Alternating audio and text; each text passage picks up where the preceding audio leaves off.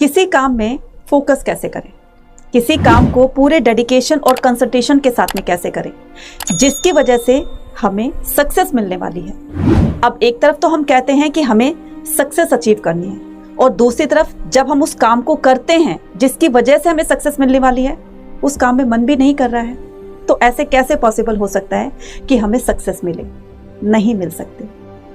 तो अब सबसे बड़ा क्वेश्चन ये बनता है कि हमें किसी काम पर फोकस कैसे करना है, किसी काम को पूरे डेडिकेशन और कंसंट्रेशन के साथ में कैसे करना है। इन सभी सवालों के जवाब आपको एक छोटी सी कहानी में मिलने वाले हैं। एक बार एक बहुत ही गरीब परिवार होता है, उसमें एक छोटा सा बच्चा होता है।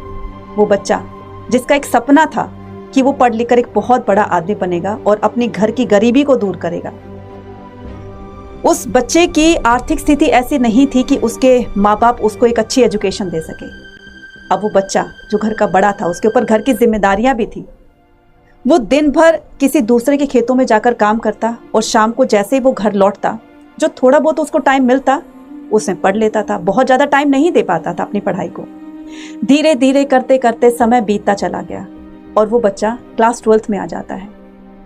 क्लास 12th के बोर्ड एग्जाम थे और पूरे गांव वालों को उम्मीद थी उससे कि वो बच्चा जरूर कुछ करके दिखाएगा। वो बच्चा गांव का पहला ऐसा बच्चा था जो क्लास 12th तक पहुंचा था। सभी गांव वालों को उम्मीद थी कि ये बोर्ड एग्जाम के अंदर टॉप करेगा। एग्जाम आते हैं, वो बच्चा एग्जाम देता है और जैसे ही क्लास 12th का रिजल्ट आता है तो बच्चा एक सब्जेक्ट में फेल हो जाता है। अब गांव वालों को ताने देने का मौका मिल गया। ये वही गांव वाले थे जो उससे उम्मीद लगाए बैठे थे कि ये बच्चा जरूर कुछ करेगा, और आज एक सब्जेक्ट में फेल हो जाने की वजह से उस बच्चे का हर कोई मजाक उड़ाता है। वो जिस रास्ते से, जिस गली से गुजरता, लोग उसका मजाक उड़ाते। वो बच्चा बहुत परेशान हो गया।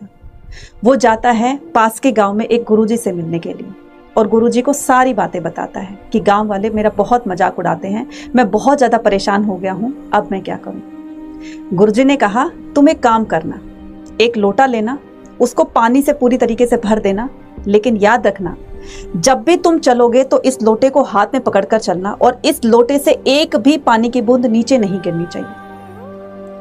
उस बच्चे ने गुरुजी से कहा, क्या ऐसा करने से गांव वाले मुझे ताना देना बंद कर देंगे? क्या मैं परेशान होना बंद हो जाऊंगा? गुरुजी ने हंसकर कहा, बिल्कुल ऐसा ही होगा। अगले ही दिन वो बच्चा पानी का लोटा लेकर के और पूरे रास्ते उसने पानी की एक बूंद तक नहीं गिरने दी और पूरा फोकस उस लोटे के पानी पर रखा और वो अपने डेस्टिनेशन तक, अपनी मंजिल तक पहुंच जाता है जहां पर उसको जाना। कैसे पॉसिबल हुआ ये ऐसे पॉसिबल हुआ कि उसने अपना पूरा फोकस उस लोटे में पानी पर रखा। ना तो उसको गांव वालों के ताने सुनाई दिए और ना ही उसको ये पता चला कि रास्ता कब निकल गया, और वो सही सलामत और बहुत ही सक्सेसफुली अपनी मंजिल तक पहुंच जाता है। कहने का मतलब ये कि जब आप कोई काम करते हो तो उस काम में आप इतना डूब जाओ कि आपको आसपास की चीजों की कोई खबर ही ना रहे। बस सिर्फ आपको वो चीज अचीव करनी है जिसको आप अचीव करना चाहते हैं। जैसे कैमरा होता है, कैमरा सिर्फ उसी चीज पर फोकस करता है जिसको कि वो पिक्चर क्लिक करना चाहता है, बाकी सारी चीजें ब्लर हो जाती हैं। इसी तरीके से जब आप अपने काम पर फोकस करते हो तो आपको आसपास की चीजों पर, जो फालतू की बातें होती हैं, उन पर ध्यान नहीं देना चाहिए। सिर्फ और सिर्फ अपने टारगेट पर ध्यान दो, इसी से ही आपको सक्सेस मिलेगी, है ना। राम और रावण में बुद्धिमान कौन था? रावण। दोनों में शक्तिशाली कौन था? रावण। दोनों में सबसे बड़ा भगवान का भक्त कौन था? रावण।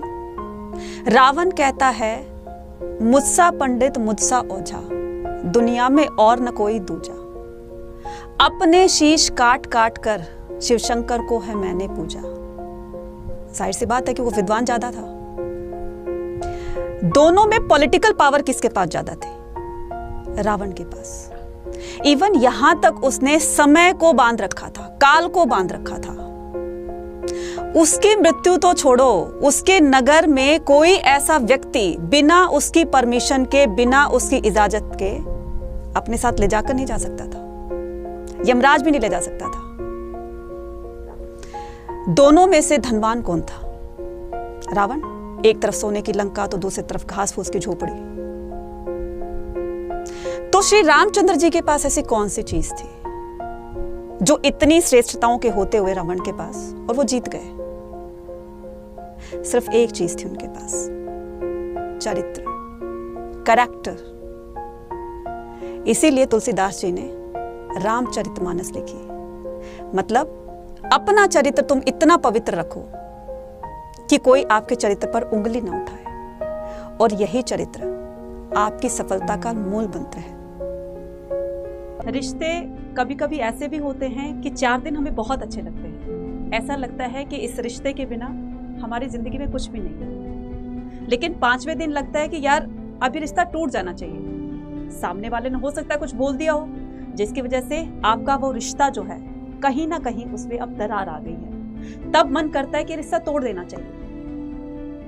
लेकिन जैसे ही जब हमारा गुस्सा शांत होता है तो हमें लगता है कि यार नहीं, इस रिश्ते के बिना है ही नहीं कुछ, ये रिश्ता ही खत्म हो गया तो हमारी लाइफ में कुछ नहीं बचेगा। फिर उसके लिए हमारे अंदर वो दया आने लगती है, उसकी मासूमियत कि यार ये रिश्ता ना होना चाहिए। लेकिन जो नफरत 4 दिन पहले थी, अब वही नफरत प्यार और दया में बदल गई। क्यों?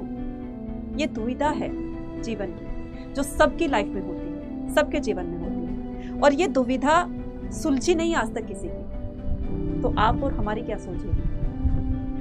ऐसे में एक काम करना है, हमें अपने अंतरात्मा की आवाज सुननी है। एक दिल से आवाज आती है कि यार ये रिश्ता रखना है या नहीं रखना। अगर रखना है तो फिर से एक शुरुआत की जाए, और अगर नहीं रखना है तो मामला एक तरफ कर दिया जाए, है ना? तो ये दुविधा है। इस दुविधा से बाहर निकलने का सिर्फ एक ही उपाय है कि अपने दिल की बात सुनिए। आप इस दुविधा से जरूर निकल